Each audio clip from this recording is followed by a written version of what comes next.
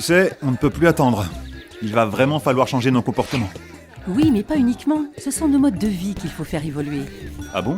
Et c'est différent? Oui, prends l'exemple du transport. Toi qui habites loin de ton travail, c'est pas facile d'y aller autrement qu'en voiture, non? Ça, c'est sûr. J'ai pas le choix. Ou alors il me faut 3 fois plus de temps. En plus, les accès à mon entreprise sont complètement saturés le matin et le soir. Tu vois bien, la réponse ne repose pas uniquement sur l'individu, toi en l'occurrence.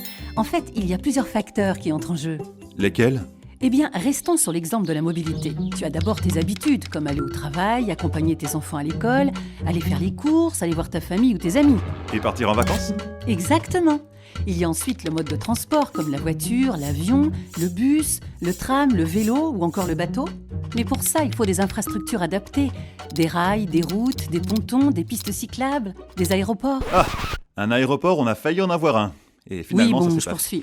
Pour encourager certains transports plutôt que d'autres, on peut mettre en place des incitations, des taxes, des lois, des contrôles. Ouais, de ce côté, on n'en manque pas. S'il te plaît, écoute-moi, je n'ai pas fini. On peut aussi s'organiser différemment, en faisant appel au covoiturage, à l'autopartage, aux horaires décalés, au télétravail, au coworking. Et quoi d'autre encore? Eh bien, il y a également tes représentations. Par exemple, quelle image as-tu du vélo? Très bonne, pourquoi? Et de la voiture? Oh, c'est juste une voiture. Qu'est-ce qui est important pour toi? Ta liberté? De partager? D'être solidaire? Ouais, libre et solidaire, ça me parle bien. Au final, il faut agir sur toutes ces dimensions pour faire évoluer la mobilité. Sur nos habitudes, sur la technique, sur les infrastructures, sur le cadre réglementaire, sur l'organisation économique et sociale et enfin sur nos représentations et nos valeurs. Ah, c'est plus clair. Ce n'est donc pas une simple question de technique ou de volonté personnelle. Exactement. Et il faut faire évoluer ces 6 dimensions si possible en même temps. D'accord, mais beaucoup de décisions sont prises au niveau national et européen. On peut pas faire grand-chose à notre échelle. Oui et non. Certains essaient de travailler à l'échelle macro, comme tu dis, mais on peut aussi agir au niveau communal et intercommunal, voire même régional.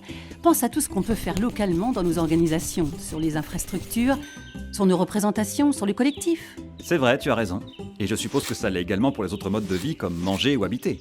Tout à fait. Mais ça va demander du temps et on n'en a pas beaucoup. Oui, mais tu connais la musique. On doit faire sa part et prendre le temps, mais sans le perdre. Oui, ça va, ça je connais. Et si les projets locaux étaient conçus en intégrant l'ensemble de ces 6 dimensions? Ça serait cohérent, non? On pourrait l'expérimenter sur nos territoires. Exactement. C'est pour ça qu'on commence à le tester. C'est prometteur. Tu viens nous aider? Pour plus de sens et de plaisir à faire ensemble.